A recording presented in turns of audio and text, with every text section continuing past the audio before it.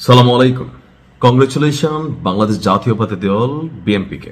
কারণ আমি যখন এই নিউজটি করছি তখন মোটামুটি এতটুকু কনফার্ম হয়ে যাচ্ছে যে রাষ্ট্র ক্ষমতায় জামাত নয়, এনসিপি নয় বা 11 দলীয় জোট নয়, যাচ্ছে বিএনপি। বিশেষ করে কুমিল্লার 11টি আসনের মধ্যেই 8টিতে বিএনপি চলে গেছে।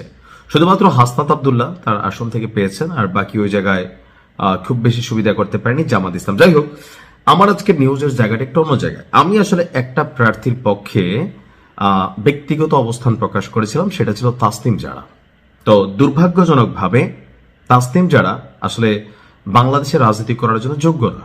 কোথাও না কোথাও আমরা বাংলাদেশে যেই ঐতিহ্যগত যে রাজনীতি আছে সেই রাজনীতির ধারাবাহিকতার বাহিরে গিয়ে নতুন বা ইয়াং বা ডাইনামিক বা ধরেন কি বলা হয় যে জাতিকে বদলে দেওয়ার মতন যে একটা এনার্জেটিক মেন্টালিটি মুড আছে, ক্রিয়েটিভিটি আছে, সে তাসনিম জারাদের জন্য আসলে বাংলাদেশের রাজনীতিরা।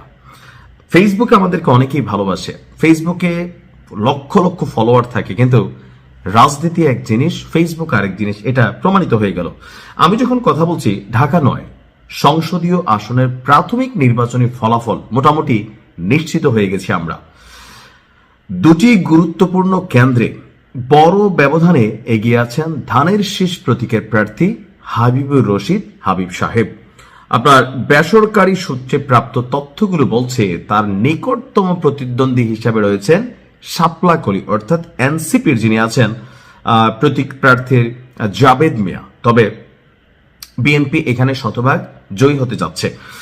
আর অন্যদিকে আমাদের তাসনিম যারা আছেন ফুটবল মার্কা নিয়ে বর্তমানে চার্টের একদম লাস্টে অর্থাৎ তৃতীয় অবস্থানে।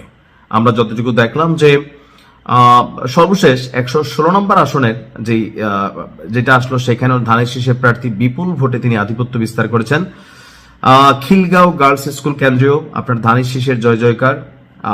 এরপরে আমরা যদি দেখি যে আপনার ঢাকা দক্ষিণ সিটি কর্পোরেশনের 1 থেকে 7 এবং 71 থেকে 75 নম্বর ওয়ার্ড নিয়ে গঠিত এই আসনে মোট ভোটার সংখ্যা হচ্ছে 4,69,360 জন। আর এখানেও আপনার দেখা গেছে যে তাসনিম যারা খুব বেশি পজিটিভ ভাইব তৈরি করতে পারে নাই।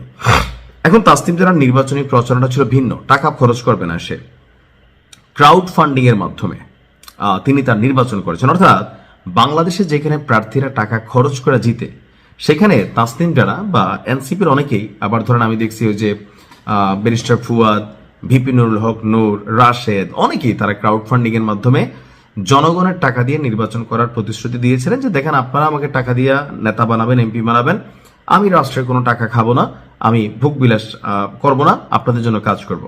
এখন এই যে ধরেন তাসনিম যারার পরাজয় হয়েছে, এটাতে আসলে কি মেসেজ ক্রিয়েট হয়েছে যে নতুনদের মধ্যে হাসনাত আব্দুল্লাহর বিষয়টা আলাদা। এখানে যদি মঞ্জুরুল হক মুন্সি থাকতো এই আসনও বিএনপি বাগিয়ে নিত, এটা কিন্তু সত্যি।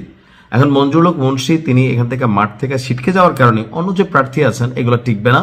আর হাসনাত জুলাই আন্দোলনে যারা নেতৃত্ব দিয়েছেন এদের মধ্যে একটা ভাইবের জায়গা হচ্ছে হাসনাত, বা খুব বেশি যে তার সম্পর্কে অভিযোগ আছে ওরকম ছিল না। বাট যদি মঞ্জুরুল হাসান মুন্সি থাকতো সেখানেও বিএনপি কিন্তু জয় পেয়ে যেত। আর বাকিগুলো যেগুলাতে দুই একটাতে অন্যরা হয়তো পাবে, সেগুলো হচ্ছে জামাতের ভোটগুলা, বেশ কিছু আসন আছে। তো জামাতের জন্য বেশ কিছু দুর্ভাগ্যের মধ্যে একটা হচ্ছে যে জামাতের আমির তার নিজের কেন্দ্রেই তিনি ফেল করেছেন, অর্থাৎ 7 ভোটে তিনি হেরে গেছেন। তো সবকিছু মিলিয়ে বাংলাদেশের রাজনীতিতে এটা স্পষ্ট যে যতটা গর্জে ততটা বর্ষে না।